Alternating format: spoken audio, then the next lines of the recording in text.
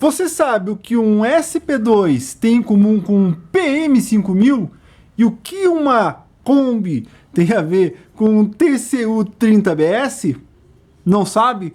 Assista o vídeo aí que você vai entender o que esses equipamentos e esses carros têm em comum. Bom, e antes de iniciar, eu vou falar qual é o assunto desse vídeo. O assunto desse vídeo é o mercado do som vintage. O mercado do som vintage para equipamentos nacionais e internacionais. O que está acontecendo? Qual é a previsão que eu já venho falando aqui nesse canal há um bom tempo? É esse o assunto do vídeo. Inclusive eu já fiz um short falando sobre isso. Qual era o título do short?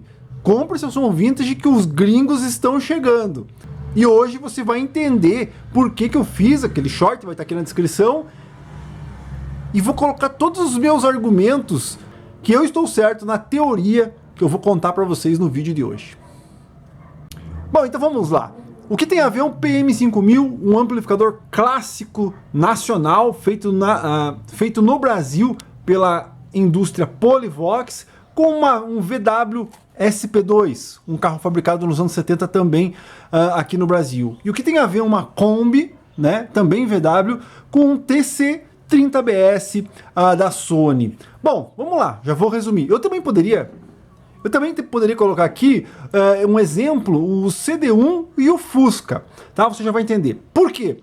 Porque o PM5000, a engenharia do PM5000 e a fabricação do PM5000 é nacional. Muita gente vai falar assim, não, mas esses equipamentos são cópias. Sim, o CD1 é uma cópia JVC, né? Então eu poderia comparar o CD1 com um escrito Gradiente, certo? Com o Fusca, porque aqui o Fusca é Fusca, nos Estados Unidos é Beetle, no México é Scarabajo, uma coisa assim.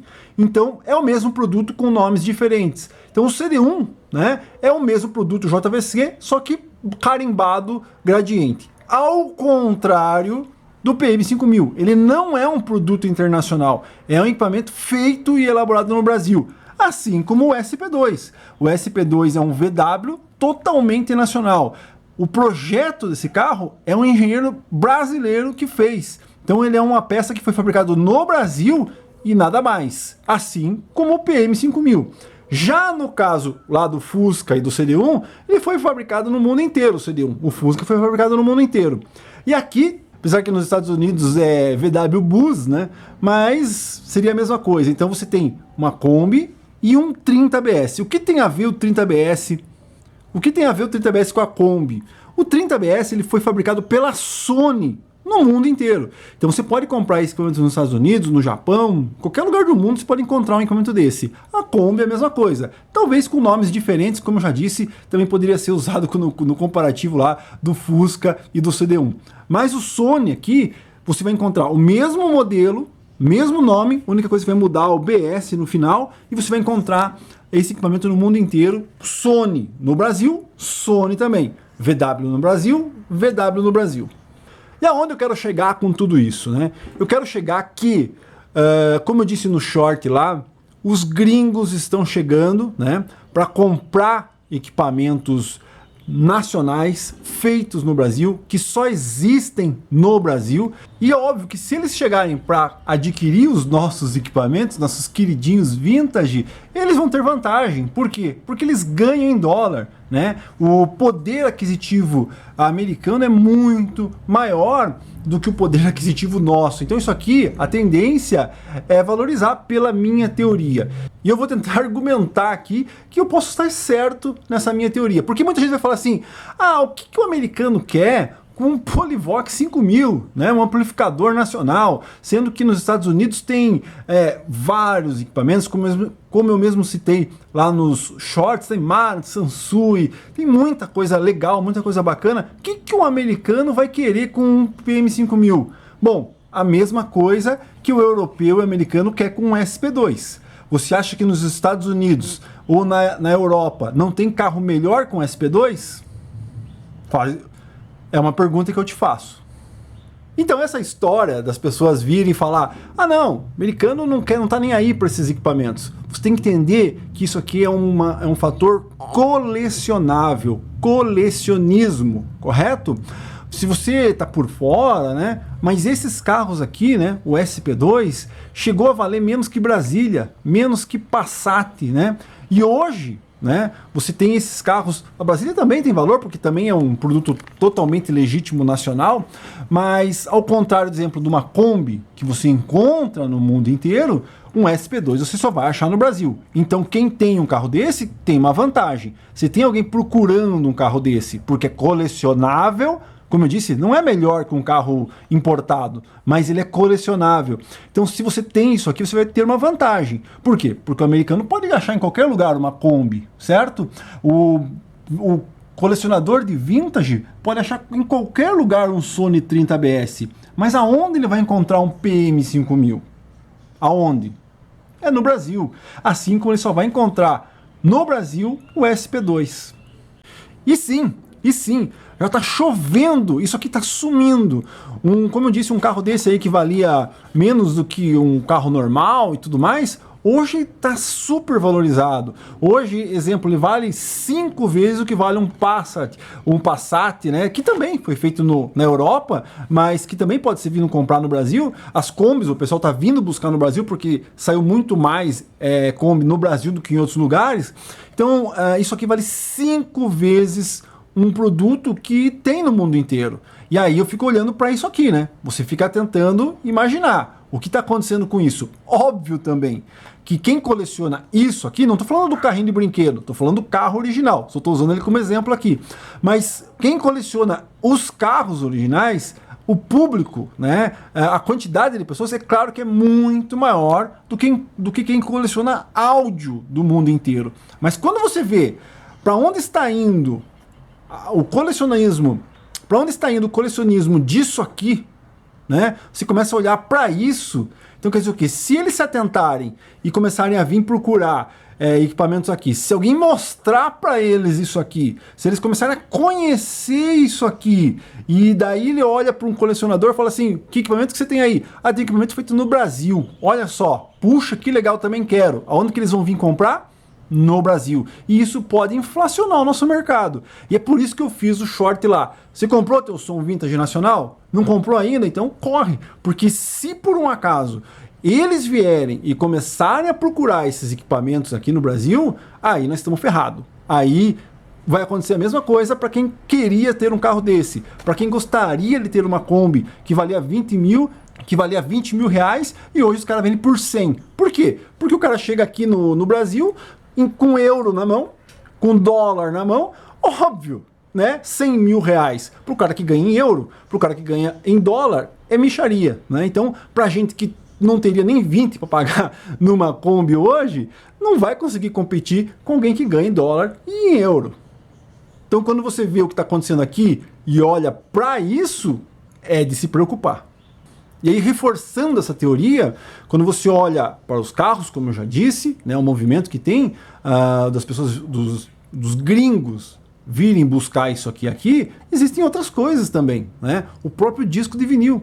Tem muito colecionador gringo comprando edições dos discos de vinil que foram feitas no Brasil. Claro, os clássicos, né? Dos anos 70, dos anos 80. Tem sim. Tem muito, né? Para quem não conhece, não sabe, teve uma época nos discos de vinil que acontecia o movimento ao contrário. Como assim? O brasileiro ia para a Inglaterra para comprar disco gringo, né? Bandas internacionais e tudo mais. Daí você via brasileiro comprando lá Beatles, Rolling Stones, bandas de rock e tal. E você via o movimento ao contrário. Sim, eu já vivi isso. O pessoal vindo da Inglaterra, e aí quando eu chegava aqui na Inglaterra, eles não vinham comprar Beatles, Rolling Stones, não. Eles vinham comprar coisas nacionais, né? Coisas que fazem sucesso nos Estados Unidos e na Inglaterra. Isso aqui ainda não fez sucesso lá ainda, mas o medo é que faça. E aí? Né? E aí, não está convencido do que eu estou falando? Então vou te dar um outro exemplo. Tá aqui um outro exemplo. Hoje, um cartucho de Atari escrito Polivox nos Estados Unidos vale às vezes mais do que um cartucho da própria Atari, né? Então o original pode perder em valor para um produto Polivox. Por quê? Porque é colecionismo, né? Batendo naquela tecla novamente. A pessoa coleciona, às vezes, o mesmo cartucho do mundo inteiro. E até mesmo, você já ouviu falar dos discos piratinha? Ah, tem piratinha que é colecionável. Então tá bom, ó. Vou te mostrar aqui, ó. Né? Isso aqui é um exemplo clássico de piratinha. Então, uma peça pirata de um país específico para um colecionador pode ser um bom atrativo. Pode ser um atrativo para eles, né? Óbvio que não uma fita assim normal, mas uma fita, exemplo, no estojinho, bonitinho, cheio de pó. O pó vai de brinde. Mas uma fita bem certinha no estojinho, piratinha, né? Pode ter, assim, algum valor lá fora. E até mesmo de marcas que pra gente não vale nada.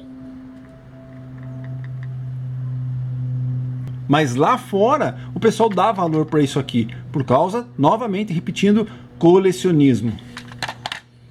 Tá bom, já entendi. Os caras podem vir querer comprar Kombi, porque lá sempre teve Kombi, o pessoal conhece, e aí lá não tem mais, então o pessoal vai vir comprar aqui. Ah, o pessoal pode vir comprar o deck da Sony, porque é um produto conhecido mundialmente, assim como as fitas também é conhecido mundialmente, né? Então pode vir comprar aqui.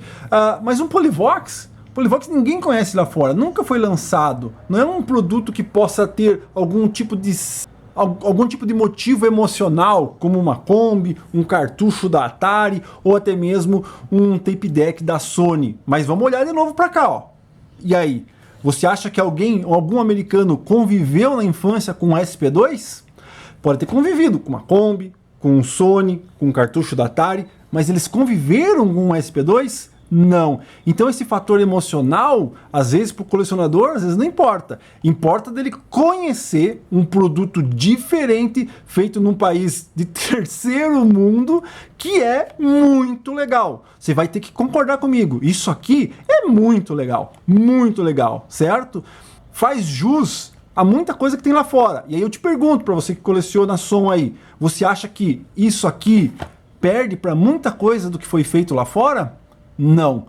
A diferença é que o colecionador de carro está conhecendo isso aqui, mas o colecionador de áudio ainda não conhece. E quando conhecer, vou repetir, talvez você já não tenha mais oportunidade de adquirir esse tipo de equipamento aqui no Brasil.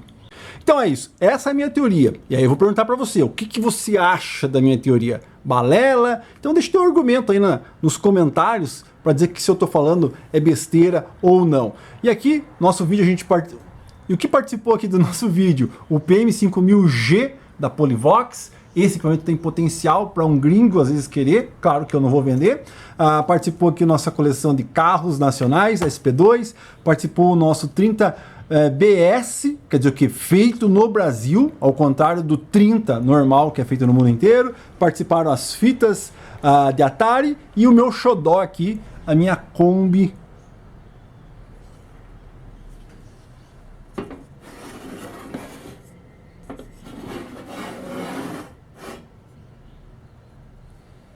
A minha Kombi de plastimodelismo. Quer conhecer ela? Principalmente o motor turbo dela? Isso aqui não é um diecast normal, certo? Ele vem totalmente sem cor, sem nada, sem motor, e a gente que faz tudo aqui nela. Então é isso, repetindo, deixe no comentário o que você acha, e esse foi o vídeo de hoje. A minha impressão é que se o gringo vier e começar a comprar esse tipo de equipamento como compra os carros, nós estamos ferrados. Nós nunca mais vamos conseguir ter um equipamento desse na nossa casa, assim como eu não consigo mais ter um carro desse na minha casa. É isso aí, valeu. Inscreva-se no canal, ative o sininho que você vai ser notificado sempre quando eu lançar um vídeo novo. Lembrando que nesse canal a gente só conversa sobre produtos vintage, como a gente chama, anos 70, 80, alguma coisa dos anos 90, não só som, mas outras coisas também colecionáveis, por que não? É isso aí, valeu!